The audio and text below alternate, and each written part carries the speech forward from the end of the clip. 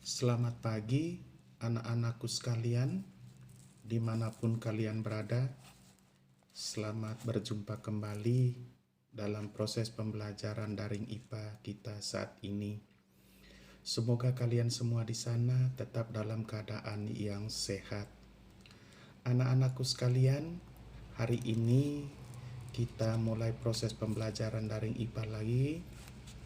Saya harap supaya kalian semua di sana siapkan buku paket, ya.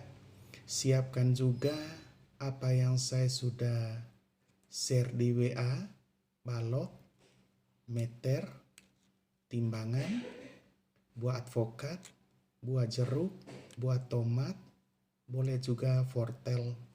Ya anakku ya, nanti kita melakukan suatu pengamatan. Ya, melakukan suatu pengamatan itu, kalian bisa foto diri selagi melakukan pengamatan atau praktek. Ya, nah sekarang kita sudah melakukan absen tadi. Nah, sekarang kita mulai proses pembelajaran daring kita. Terlebih dahulunya kita berdoa. Mari kita berdoa dalam nama Bapa, Putra, dan Roh Kudus. Amin.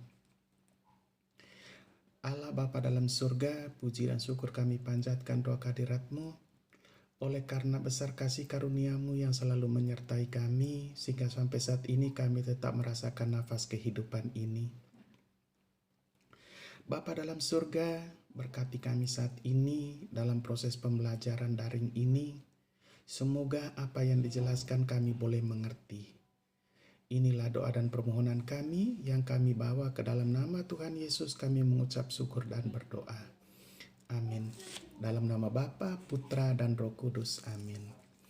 Anak-anakku sekalian, siapkan buku paket kalian. Kali ini saya akan jelaskan di buku paket kalian halaman 19, yaitu alat ukur besaran turunan.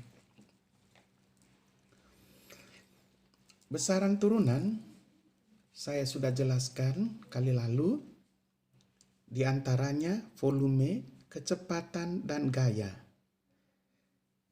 Dapat diukur dengan alat-alat tertentu. Ya, volume, kecepatan, dan gaya itu dapat diukur dengan alat ukur tertentu. Di antaranya satu, alat ukur besaran volume. Volume benda beraturan dapat diukur dengan alat ukur panjang. Itu volume yang beraturan. Ya, itu dapat diukur dengan alat ukur seperti mistar. Kemudian dengan perhitungan atau rumus didapatkan volume benda tersebut. Kita menggunakan mistar. Kalau kita menggunakan mistar, lalu kita dapat perhitungan atau rumus dari benda tersebut. Volume benda tidak beraturan itu dapat diukur dengan gelas ukur. Itu yang tidak beraturan. Ya. Kalau di sekolah ada namanya gelas kimia, itu namanya gelas ukur. Kalau di rumah bisa juga pakai menggunakan gelas biasa. Yaitu dengan memasukkan air ke dalam gelas ukur pada volume tertentu, kemudian benda tidak beraturan tersebut dimasukkan ke dalam gelas ukur. Ya, misalnya kalau ada gelas di rumah, baru kita tuangkan air di dalamnya, baru kita pindahkan air tersebut, masukkan ke dalam gelas ukur. Ada gelas kimia, barangkali di SD itu sudah ditunjukkan oleh guru IPA, itu gelas kimia. Ya, ada gelas ukur. Beker atau beker namanya, ya. Nah, sekarang untuk mengetahui volume benda itu, hitung selisih volume awal air di gelas ukur dengan volume air dan benda di gelas ukur. Maksudnya, kita hitung volume air di gelas pertama tadi, ya. Gelas pertama tadi, baru kita tuangkan ke gelas ukur yang kedua, baru hitung volumenya. Ada perbedaan atau tidak? Ya, coba kau lakukan di rumah. Ambil 2 gelas, baru ambil air. Ya, ambil 2 gelas, ambil air. baru tuangkan di gelas pertama dulu. Baru ukur volumenya. Berapa volumenya. Ya. Cara mengukur volume kali lalu kan sudah saya jelaskan. Ya. Nah, sekarang pindahkan air dari gelas yang pertama ke gelas yang kedua. Baru ukur lagi volumenya. Ada perbedaan atau tidak? Nah, sekarang menjadi pertanyaan, mengapa ada perbedaan? Ya. Dan juga kalau memang sama, mengapa ada persamaan? Bisa dipahami ini? Jadi 2 gelas, ambil air, baru kau tuangkan dulu di gelas pertama, setelah itu kau ukur volumenya. Nah, sekarang tuang lagi ke gelas kedua, baru ukur volumenya. Ada pertanyaan di situ, ada 2. Apakah ada perbedaan? Kalau ada perbedaan, mengapa? Baru kalau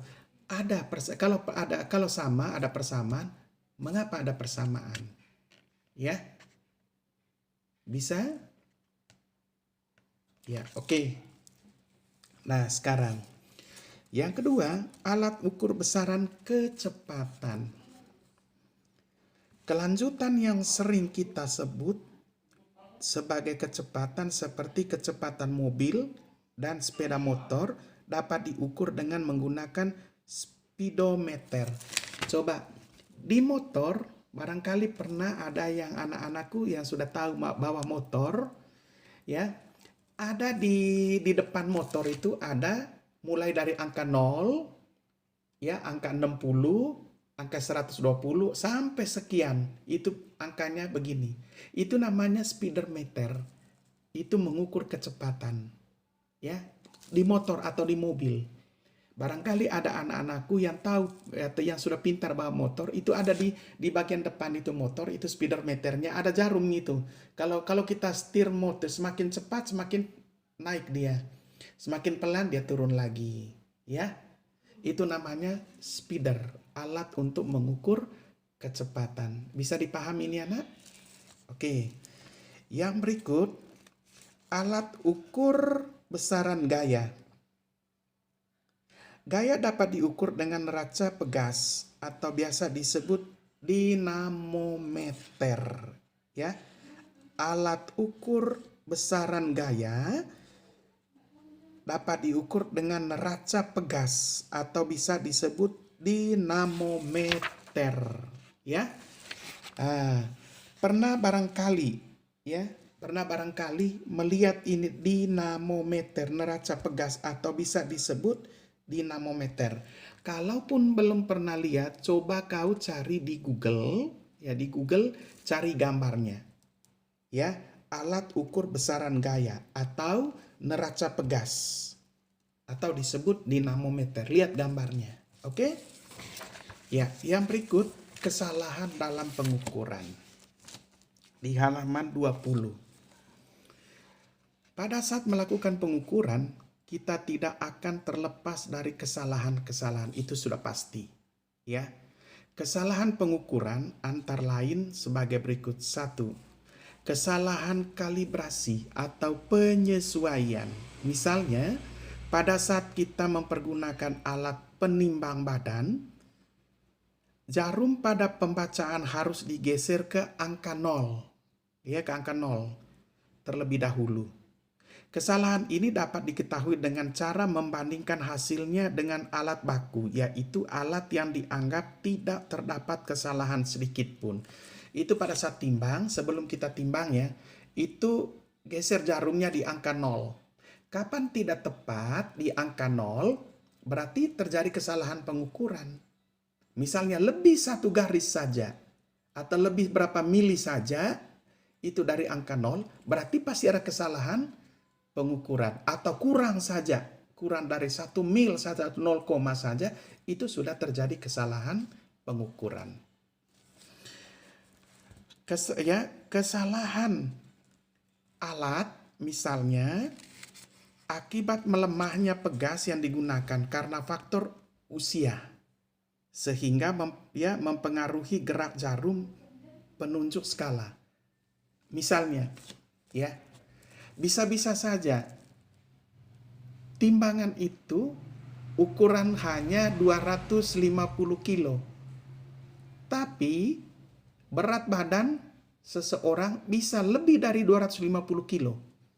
Itu kan terjadi kesalahan. Itu tidak bisa diukur. Ya. Misalnya, ukuran timbangan itu hanya bisa mencapai 500 kg. Tapi berat daripada benda atau benda, misalnya kita ukur beras 250 kilo atau 50 kilo atau 500 kilo. Nah, kita simpan di atas timbangan sampai 500 kilo. Nah, ini kan tidak bisa diukur karena terlalu berat. Ini juga bisa terjadi kesalahan pengukuran. Yang berikut, kesalahan paralaks atau kesalahan pembacaan sehubungan dengan posisi mata, ya, berhadapan alat ukur. Bisa juga kesalahan mata, ya, kesalahan mata. Misalnya timbangan lurus dengan kita, baru kita lihat miring begini, itu kan terjadi kesalahan, ya. Atau kesalahan miring badan kita, itu juga terjadi kesalahan. Oke anak-anak, itu adalah beberapa kesalahan pengukuran.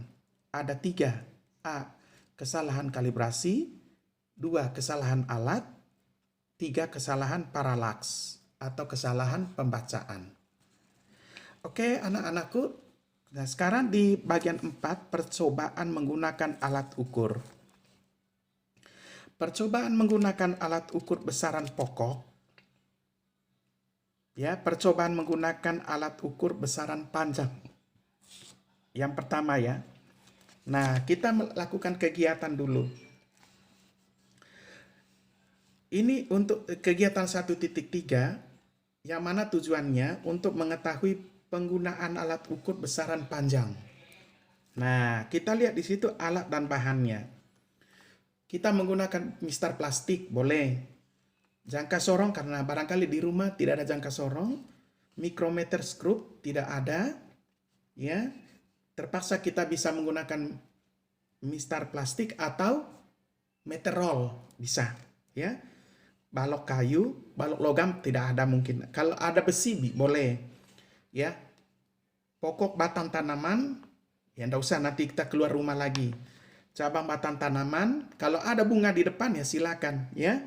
Dan 1 irisan melintang umbi wortel, boleh, ya. Nah, sekarang coba kita lihat kegiatan pertama. Siapkan balok kayu dan balok logam serta alat ukurnya, ya. Nah, sekarang silakan ukur panjang balok tersebut, lebar dan tingginya. Berapa panjangnya, berapa lebarnya, berapa tingginya. Oke, perhatikan baik-baik. Misalnya, ini ya, ini adalah dari sini ke sini ukur panjang, ya, panjang. Bisa? Lebarnya lingkaran ini, baru tinggi ukuran begini. Bisa? Oke. Itu. Sekarang menggunakan mistar plastik boleh, mistar kayu boleh. Bisa menggunakan ya roll, meteran roll, itu bisa, ya. Nah, sekarang di situ sebenarnya kita menggunakan mistar, jangka sorong, mikrometer skrup, karena jangka sorong dengan mikrometer skrup tidak ada, maka satu saja kita lakukan. Oke? Isi tabel di halaman 21. Ada panjang, ada lebar, ada tinggi. Ya. Balok kayu, balok saja, enggak usah balok logam. Kalau tidak ada balok logam. Balok logam maksudnya balok besi bisa. Ya. Ya, oke. Nah, sekarang perbandingan di situ, alat ukur manakah yang lebih teliti, buatlah kesimpulan dari percobaan tersebut. Ya. Nah, sebenarnya ini, tapi enggak usah. Nah, yang mewakili saja mistar. Enggak usah jawab pertanyaan. Nanti kalau jawab pertanyaan di bawah, ya, kami menggunakan alat ukur mistar, dua alat ukur, mistar roll dan mistar plastik. Mana yang paling akurat, yang paling teliti di antara keduanya? Ya, oke. Nah, sekarang kegiatan kedua, siapkan potongan batang tanaman, batang cabang tanaman, ya sekarang di sini wortel saja. Ya. Di situ siapkan potongan pokok batang tanaman, potong cabang batang tanaman kayu, dan alat ukur. Ukurlah diameter dan panjang silinder. Tulis hasil percobaan pada tabel pada buku kerjamu seperti berikut. Misalnya, ya, pokok batang, pokok tanaman, cabang batang tanaman, ya. Menggunakan mistar jangka sorong ini kalau tidak ada anakku jangan dipaksa ya, jangan dipaksa. Kalau ada silakan lakukan. Ya. Kegiatan 3, siapkan irisan wortel dan alat ukur. Ukurlah tebal dan diameter cincin. Tulis hasil percobaan dalam tabel dan di buku kerjamu seperti irisan wortel, mistar tebalnya, diameternya. Itu saja yang mewakili ya. Jangan jangka sorong, juga mikrometer skrup itu enggak usah. Oke anakku? Karena di sekolah baru ada itu. Di rumah tidak mungkin ada. Ya. Nah sekarang yang berikut percobaan menggunakan alat ukur besaran massa. Di sini mari kita lakukan kegiatan 1.4, mengetahui penggunaan alat ukur bersama ya besaran massa. Kita lihat di situ. Ya. Alat dan bahan. Neraca digital, neraca lengan haus, ya. Biji advokat, balok kayu, balok logam, buah jeruk, buah tomat, silinder kayu, silinder logam, dan potongan kecil batang bambu berbentuk panjang. Nah, yang ada saja yang seperti yang saya sudah suruh, advokat, balok, ya, jeruk, dan tomat. Bisa juga mangga. Ya, bisa juga mangga. Sekarang kan musim mangga. Nah, sekarang kegiatannya siapkan alat dan bahan. Ukur massa benda tersebut dengan neraca digital dan neraca lengan ya, Ohaus. Nah, saja kalau ada timbangan di rumah, timbangan duduk, ya. Ada timbangan gula kah, ada timbangan apa? Kalau ada ya, kalau ada. Kalau tidak ada jangan dipaksa. Oke? Ya.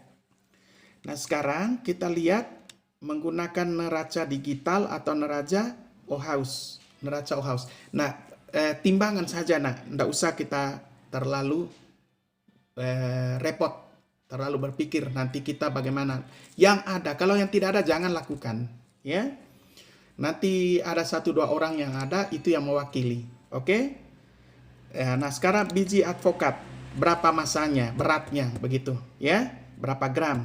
Begitu juga balok kayu, buah jeruk, buah tomat, ya, balok kayu, ya, berapa beratnya. Pasti ada perbedaan berat di antara beberapa bahan tersebut. Oke, anak-anakku sekalian, di situ juga dibawa alat ukur besaran waktu, stopwatch, termometer, gelas ukur, ya, pembakar bunsen, penyangga kaki 3, dan air. Langkah kegiatan ini enggak usah langkah, ya, enggak usah kita lakukan. Cukup yang tadi kita lakukan. Oke? Sekarang anak-anakku, percobaan menggunakan alat ukur besaran turunan halaman 23. Bersama teman-temanmu lakukanlah kegiatan 1.6 untuk mengetahui penggunaan alat ukur besaran turunan. Enggak usah. Ya, oke, enggak usah dengan teman. Nah, sekarang kita coba lihat di situ. Saya hanya jelaskan saja, enggak usah dilakukan. Hanya tadi bisa dilakukan.